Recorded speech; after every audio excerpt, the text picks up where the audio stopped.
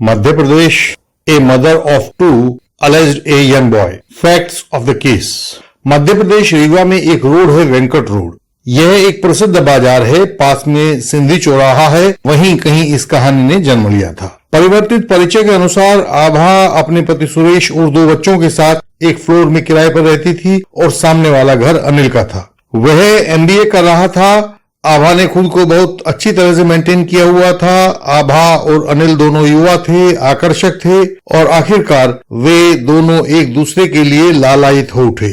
नदियां बांध तोड़कर परस्पर मिल गईं और कहानी आगे बढ़ चली। खैर खून खांसी खुशी, बैर प्रीत मदपान, रही मन दाबे ना दबे, जाने सकल जहान। आभा के पति सुरेश को कहीं से खबर पहुंची और एक दिन उसने दोनों को रंगे हाथ पकड़ लिया। आभा ने खुद को बचाने के लिए रेप की शिकायत कर दी। उसने कहा, आज 4 अप्रैल को अनिल ने मुझे अश्लील व्हाट्सएप मैसेज किया था। मैंने उससे पूछा तो वह बहाने से मेरे घर पहुंचा। मेरे बच्चे खेलने के लिए बाहर गए हुए थे और मुझे अकेली पाकर मेरे साथ उसने जबरदस्ती गलत काम कर दिया। क्योंकि मामला बिल्कुल ताजा था, अतः वेजाइनल स्वैब आदि से अनिल का सीमेन कंफर्म हो गया था। हम फिजिकल रिलेशंस को मना नहीं कर सकते थे। अनिल के बड़े भाई अशोक जी ने कुछ वर्ष मेरे साथ काम किया था, अतः उनका मुझ पर भरोसा था, लिहाजा इस केस का क्रॉस मुझे करना था। लोकल कोर्ट में भी अशोक जी खुद नहीं प्रस्तुत हुए, बल्कि उन्होंने वहीं के एक एडवोकेट रेवती रमन जी को यह केस दिया था। तो जो कुछ भी करना था वो मुझे और रमन जी को, हम ही को करना था।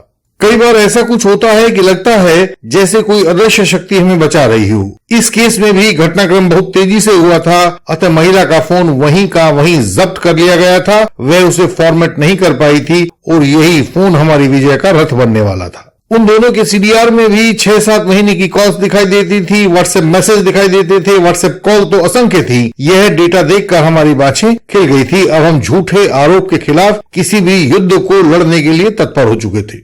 पिछली तारीख पर उसका एग्जामिनेशन इन चीफ हो चुका था। रमन जी ने क्रॉस एग्जामिनेशन के लिए 1 तारीख कोर्ट से मांगी थी, जो मिल गई थी। आज प्रोसिक्यूटर्स कोर्ट में आ चुकी थी। हमने अपना क्रॉस एग्जामिनेशन तैयार करके दिल्ली से रमन जी को भेज दिया था और रमन जी क्रॉस एग्जामिनेशन करने के लिए बिल्कुल तैयार खड़े थे। क्रॉस एग्जामिनेशन शुरू हो गया था। डिफेंस काउंसिल ने उसको संभलने का मौका बिल्कुल नहीं दिया। उन्होंने पूछा, आपने उसे अपना मोबाइल नंबर कब दिया था? वह बोली, मैंने नहीं दिया, उसी ने कहीं से ले लिया होगा। क्वेश्चन, यह आपका CDR है। इसके मुताबिक आप और अनिल पिछले साल नवंबर महीने से कॉल्स एंड मैसेजेस को एक्सचेंज कर रहे हो। आपका क्या कहना है? उसने जवाब दिया, वह कभी कभी कॉल कर लेता था। सवाल, नहीं, आप भी बराबर कॉल्स एंड मैसेज कर रही थी। क्या मैं आपको आपके मैसेजेस और कॉल्स दिखाऊं? वह लाचार थी। डॉक्यूमेंट्स कभी झूठ नहीं बोलते। बोली, हाँ कर लेती थी, पर मैं तो इसे छोटे भाई की तरह देखती थी। सवाल, देखिए यह आपके फोन से मिला 3 दिसंबर 16:43 का व्हाट्सएप मैसेज है। इसमें लिखा है, तुमने मुझे जिंदगी का यह सुख आज पहली बार दिया है। काश भगवान मुझे तुमसे पहले मिलाता तो कितना अच्छा होता। रमन जी ने पूछा, अपने छोटे भाई की तरह के युवक से आप किस तरह के सुख की बात कर रही थी? आंसर, 3 दिसंबर मेरा बर्थडे था। इसने मुझे अच्छा सा गिफ्ट दिया था। वह थैंक्स गिविंग मैसेज था। क्वेश्चन, इन्होंने वह अच्छा सा गिफ्ट क्या गिफ्ट दिया था? आंसर, मुझे याद नहीं। अगला सवाल पूछा रमन जी ने, 12 दिसंबर का यह व्हाट्सएप मैसेज, इसमें लिखा है, you are lucky my prince charming. तुमने लाइफ कितनी हसीन बना दी है। सुरेश के साथ तो जिंदगी झंड हो गई थी। Thank you my prince charming. उन्होंने पूछा, इस मैसेज पर आप क्या कहेंगी?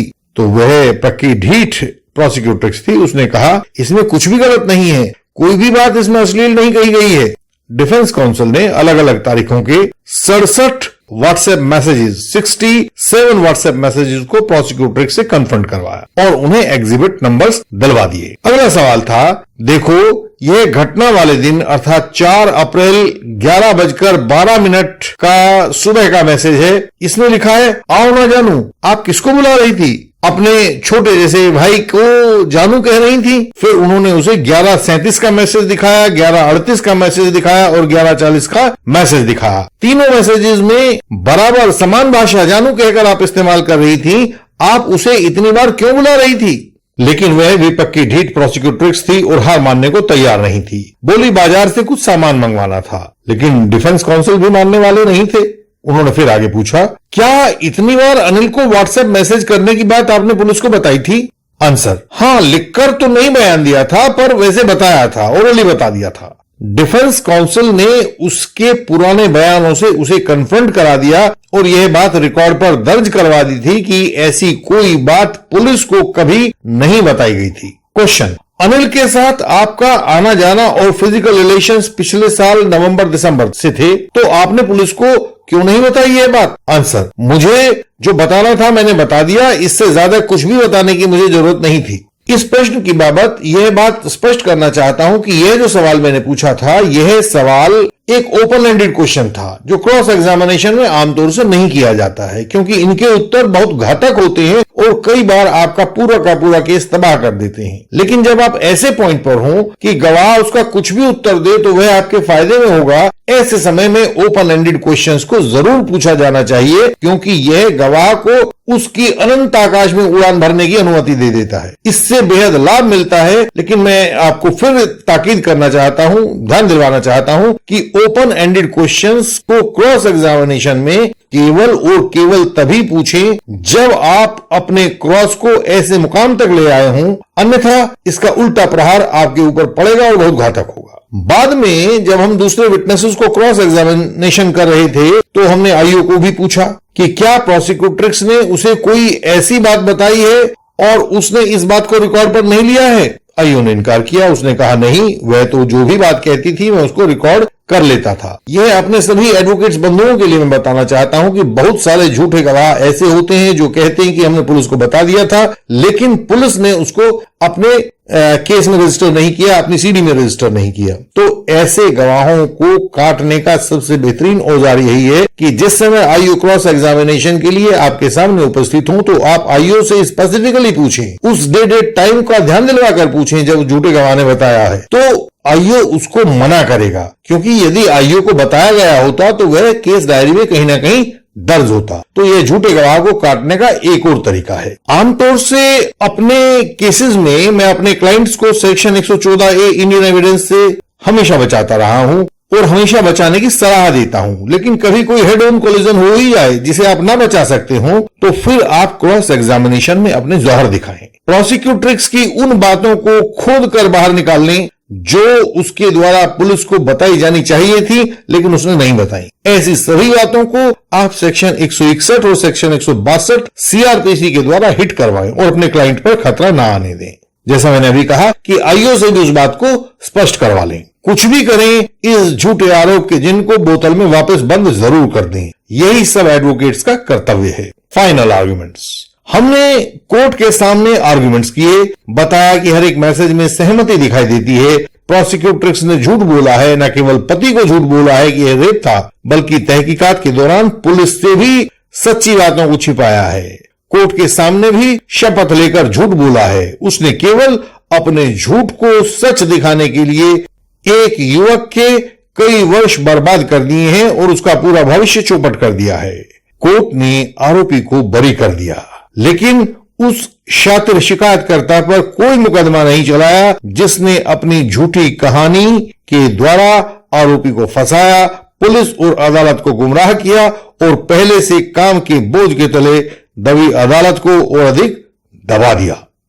यदि आप भी कुछ मुश्किल का सामना कर रहे हैं तो हमें बताएं, हम आपकी सहायता करेंगे और आपको सही दिशा में गाइड करेंगे। हमारे पास लगभग पूरे भारत से सहायता के लिए केसेस आते हैं, जानकारियों के लिए फोन आते हैं, व्हाट्सएप मैसेजेस आते हैं और हम पूरी मेहनत से दिन रात एक करके सहायता उन लोगों तक पहुंचाते हैं जिन्हें इसकी आवश्यकता है। हमारी वेबसाइट है indianlegalsystem.org। आप इस वेबसाइट पर जाकर पढ़ें।